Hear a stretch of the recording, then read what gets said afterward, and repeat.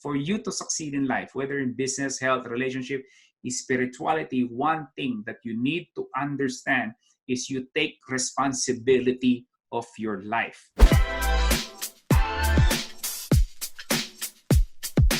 Again, ulitin ko sa inyo guys, right? For you to succeed in life, whether in business, health, relationship, spirituality, one thing that you need to understand is you take responsibility of your life. Hindi kasalanan ng coach mo, hindi kasalanan ng magulang mo, hindi kasalanan ng asawa mo, ng presidente, ng mga magnanakaw na politiko, hindi nila kasalanan. You cannot control those things.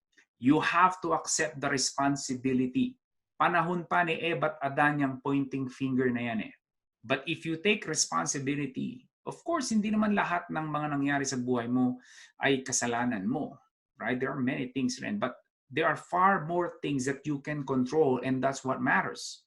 But if you start pointing finger, you are pretty much giving away your power to other people, to your environment. And because you gave them the power, now you are weak.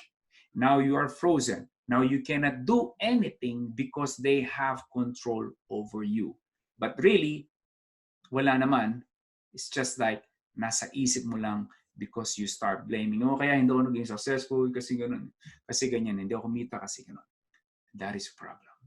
So you have to stop that. Take responsibility. Wait, before you go, do not forget to click that red subscribe button below. Appreciate it. Thank you for watching.